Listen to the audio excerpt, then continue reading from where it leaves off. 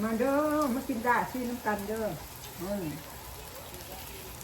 มันมีลูกมาหาเมื่อริดนั้นก็เลยเห็ดดาชิมคือลูกสาวล่ะคอยกินลูกสาวมาลินมันพอกับเมย์เป็นบริเข่ากล้องเลยไม่จะพอกับเมย์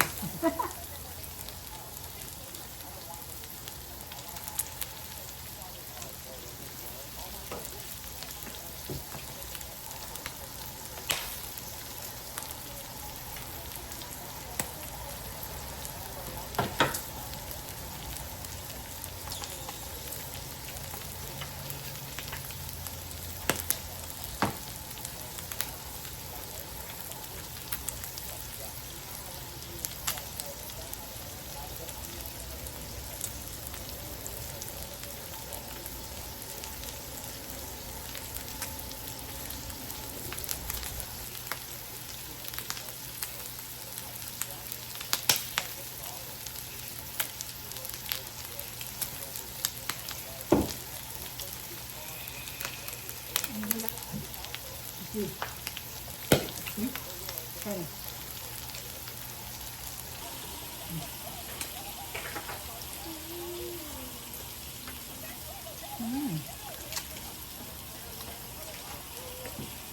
เด้อแซ่บ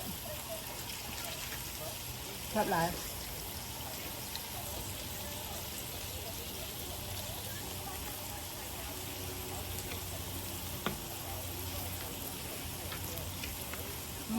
ที่ไหนเขาซื้อก็ได้เป็นไรได้ซื้อแซ่บ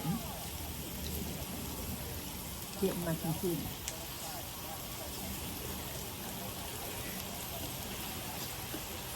มันก็หวานแซ่บนะหวานดี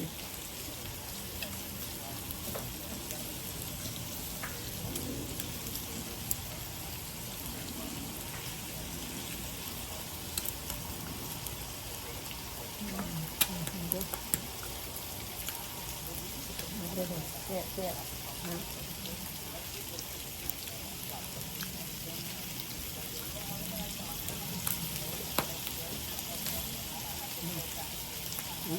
ทุเรียนน่าอิ่มเหรอวะ นี่จะกิน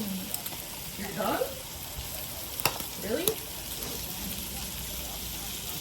You done? You have to feed grandma.